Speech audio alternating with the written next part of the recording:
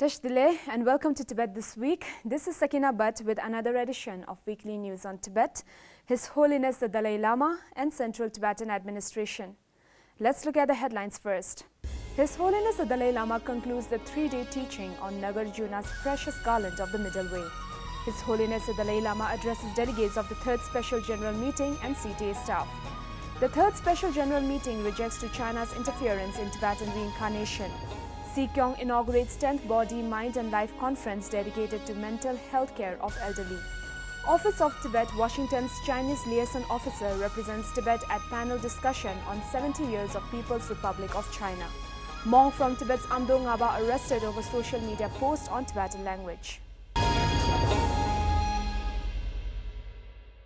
His Holiness the Dalai Lama concluded a three-day teaching on Nagarjuna's precious Garland of the Middle Way and bestowed Mayura's permission initiation to the devotees gathered at Tsuklakhang on Saturday last week. His Holiness spoke about his four principal commitments in life, namely universal responsibility through promotion of human values, promotion of religious harmony, preservation of Tibet's rich cultural heritage, and finally, his commitment to reviving awareness of the value of ancient Indian knowledge to the world at large, particularly to the young Indians. His Holiness once again emphasized on the ancient Indian knowledge and wisdom, particularly Nalanda tradition, to be the best source. His Holiness finally concluded his teachings by advising the devotees to practice bodhicitta in order to overcome the harms brought about by evil beings.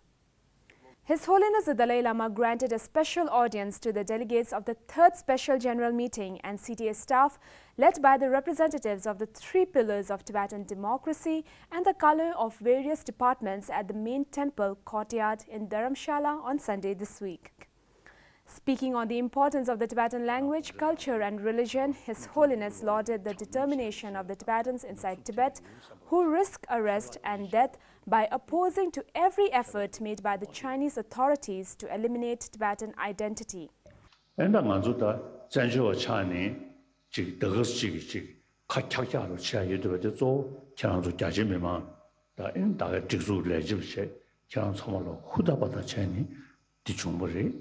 And Tatooine Chame and the Hudabata Chirochi and Shaswan, the Pumeric, Lapjing, Ningdo da, the Lapjing Luju, but it is similar shiny. Then on to D. Mihuri, Satiri Indu, on to Miro Kome, the Lapjing, Miro Digitigi, Shu, and to Saint to a Sheche. The Turin issue, Sachibanala, on to Pum, Kanjamba, said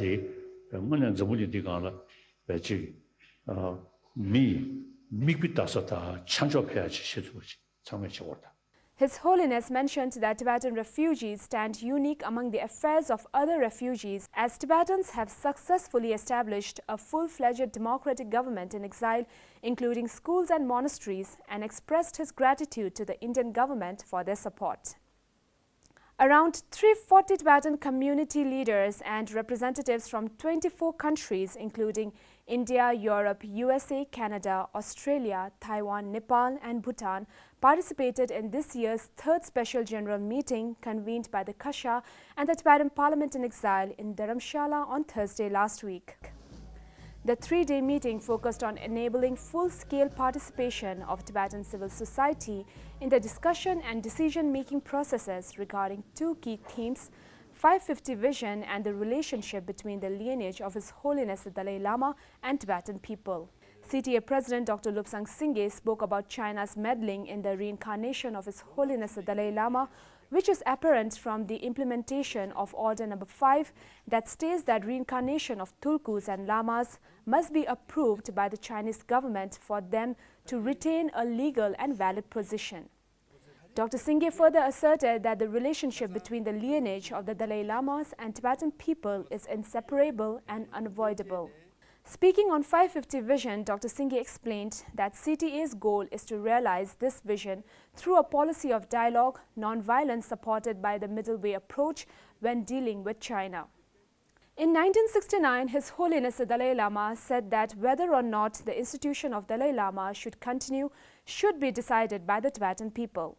Sending a clear message of deterrence to the Chinese government, the Kasha and the Tibetan Parliament in Exile, who jointly convened the special meeting of Tibetan representatives, announced a 4-point resolution which will be adopted effectively as the official policy of the Central Tibetan Administration on the reincarnation of His Holiness the Dalai Lama, and therefore shall remain recorded in the historical annals of Tibet.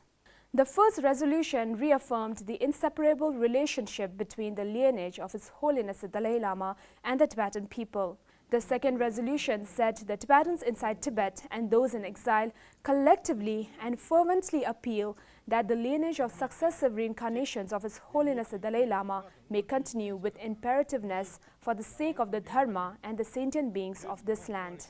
The third resolution affirmed that the recognition of the reincarnation of His Holiness the Dalai Lama, the authority and power lies in His Holiness himself and the Gandhi Podang Trust, and in no way in any other entity, be it any nation, any government, any organization of whatever description, or any private individual.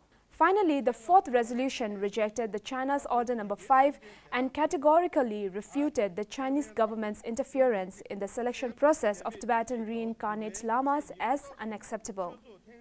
CTA President Dr. Lobsang Singye chaired the 10th Body, Mind and Life Conference on Mental Health Care for the Elderly at Mensikang on Tuesday this week.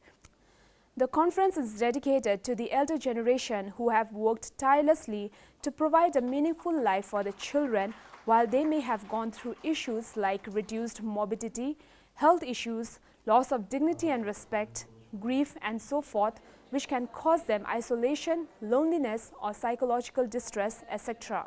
The conference is a sincere endeavor towards promoting and nurturing the wellness of their mental health.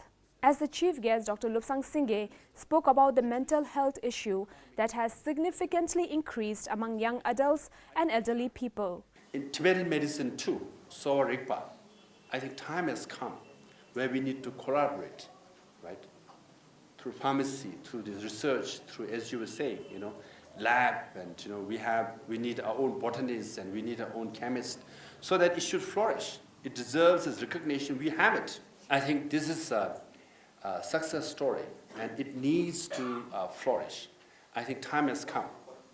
The center, the Tibetan Medical Institute, it deserves a due recognition from the Ayush Ministry, from the Indian government. We have the human resources, we have the know-how. What we need is infrastructure, what we need is resources, so that we can build it and then make it more sustainable, more successful, so that we can help people around the world, and that's the purpose. He then launched a book on body, mind and life in Tibetan. The Beijing Spring China Democracy Party, Federation for a Democratic China and key Chinese organizations for democracy jointly organized a panel discussion on the 70th anniversary of the founding of the People's Republic of China on Tuesday last week. Representing Tibet at the panel discussion that was attended by over 100 Chinese prominent figures, intellectuals and pro-democracy activists, Chinese liaison officer Tsultrim Gyatso, Office of Tibet, Washington, D.C., urged the support of the Chinese civil society and intellectuals in encouraging dialogues on CTA's middle way policy, while asserting firmly that based on the middle way policy, the Tibetan people led by His Holiness the Dalai Lama are committed to seeking genuine autonomy within China and not separation or independence. The panel speakers reflected upon the 70 years of China under PRC and lessons learnt, China's political and economic future, unrest in Hong Kong and the crackdown on minorities. Tsultrim Gyatso spoke on the historical status of Tibet as an independent country, People's Republic of China's brutal occupation of Tibet in 1959, and 60 years of Tibetan non-violent struggle led by His Holiness the Dalai Lama and the Central Tibetan Administration. Sonam Palden, a Tibetan monk aged 22 from Kirti Monastery in Ngaba County, was arrested last month, according to Kanyat Siring from the Dharamshala branch of Kirti Monastery. Although the exact reasons for Sonam Palden's arrest are not known, it is suspected that his arrest could be linked to his recent WeChat post about the deplorable state of Tibetan language under Chinese policies. Sonam Palden is under incommunicado detention since last month. So much for today. See you next time and have a great weekend.